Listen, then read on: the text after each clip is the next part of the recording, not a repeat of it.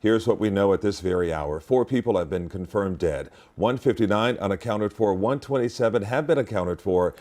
And we do know that 37 people have been rescued from the building. And 2 people were pulled from the rubble as rescue crews delicately searched through the debris. They've also been dealing with sporadic fires that have flared up from within the rubble.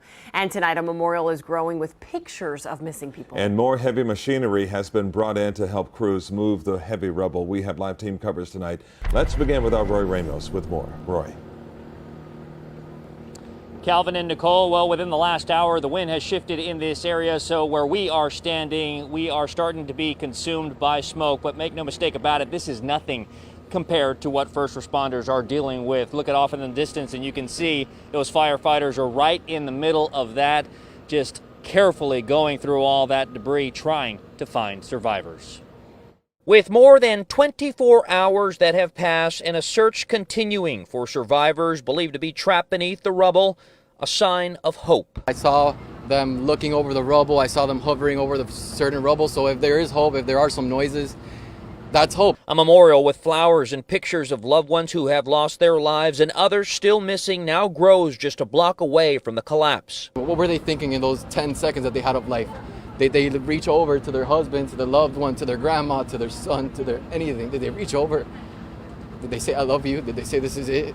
Urban search and rescue crews with Miami-Dade Fire persistent in their efforts as they work around the clock, meticulously sifting through the debris by hand and tunneling their way through the destruction. They could be your mom, they could be your sister, they could be anybody that you love. Leo Soto still searching for his friends Nikki Langsfield and Louis Sadovnik, a young couple with their entire lives ahead of them. They were going to have kids, they were going to grow up together, their kids were going to have kids, and all that came to an end on seconds. Like many directly affected and even those who didn't know anyone in the Champlain Tower, Soto overwhelmed with emotion, but hopeful this memorial will bring just that, hope.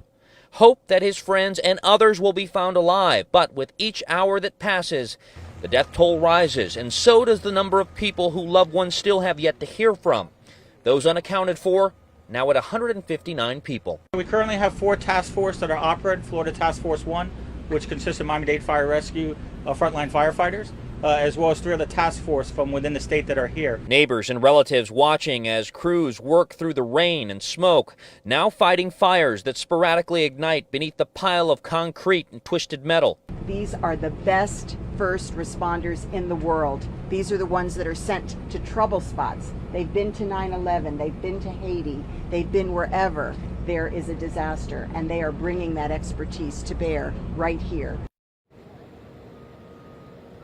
And as we come back out live, fortunately, the first responders that are out here have not had to deal with any of that inclement weather that we saw yesterday, but this smoke and the sporadic fires that continue to ignite are their challenge today. We do expect more equipment to be arriving here to assist in these search efforts. 100% of those efforts now focused on finding survivors beneath that rubble. But Governor Ron DeSantis says at some point that focus will have to shift to find out what exactly caused this building to come down. He says the families of the victims deserve to know that.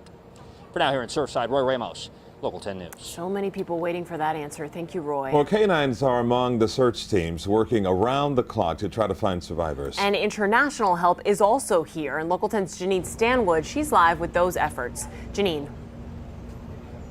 That's right. There's a team from Mexico that is here right now, and I want to show you something that's happening as we speak. This is Urban Search and Rescue Task Force 2. They are emptying this truck full of their own equipment, some of their own suitcases and generators. One of their goals is to be able to go to a scene and be self-sufficient so that they can search and rescue others in need. As another night falls, finding anyone alive grows more difficult.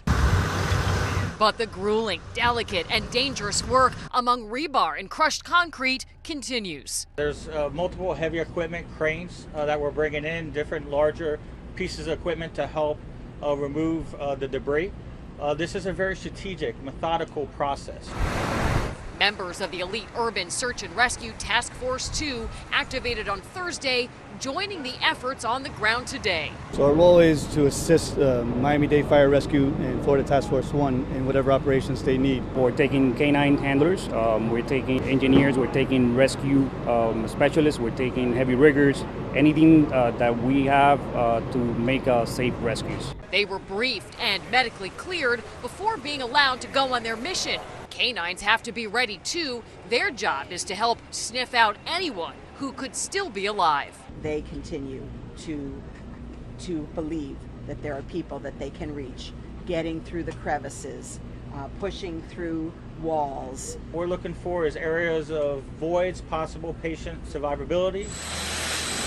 Risky, you're down there, you're searching, you're breaching, you're trying to get in through walls, and there's concrete and other debris falling around you. It really is such a dangerous job for these first responders. Again, you're looking live at Urban Search and Rescue Task Force 2 with all of their equipment. You know, it's so interesting. We have reported on where they have gone throughout the country as well as internationally, but now they will be camping out, they will be self-sufficient, they will be kind of making their own home right here. And I spoke to a firefighter a little bit earlier today who said one of the difficult things is to go through this rubble to search for possible survivors while looking at the same time at pictures from people's apartments of loved ones and families. For these first responders, Calvin and Nicole, this hits close to home. This is home.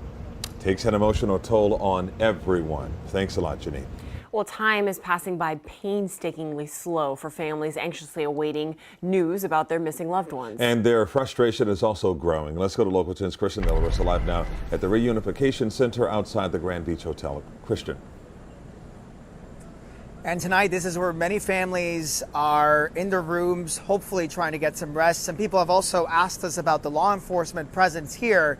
We've learned that many officers are here to help administer rapid DNA tests as they are collecting information that can help potentially identify victims that are pulled from the rubble. But as you said, so many families standing by and growing in desperation. Loved ones arriving to the makeshift family reunification center, they embrace each other, trying to keep hope alive. This is so traumatic to start with. SORIYA Cohen is going on nearly 2 days with no sleep. Her husband, Dr. Brad Cohen, and her brother-in-law, Gary, were in Unit 1101. She believes they are still alive under the rubble, but her desperation is turning into outrage. And not to even have a way of communication with somebody who can then communicate with people on ground zero, and just to be left in abeyance, wondering if they're dead or alive, and just knowing that they're hanging on with no food and no water, crushed for almost 2 days already. And unfortunately, I can identify from the Israeli experience. Tonight, a team with the Israeli consulate meeting with the families, arranging to speed visas and flights for Israeli citizens to arrive in South Florida and wait to learn the fate of the ones they love still missing. And to see the agony, the pain, the worry, and unfortunately slowly we see also how hope slowly, well, I'm very careful to say diminishes, but we do know that the longer the time it takes to recover the unaccounted for persons, the smaller the chances are.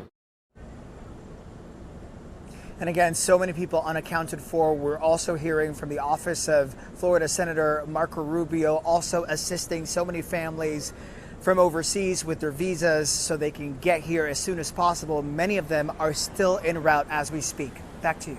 So helpful for all those families. Thank you, Christian. And tonight we are hearing from survivors who escaped before the building collapsed. And Local 10's Joseph Ojo is live with one of the stories of a woman who had to climb over cars to get out. Joseph. So imagine that you're fast asleep, you hear rumbling and shaking, you jump out of bed, and then when you look outside, you see that part of your building has collapsed. Well, that was the reality for one woman that we spoke with, and she is just grateful to be alive.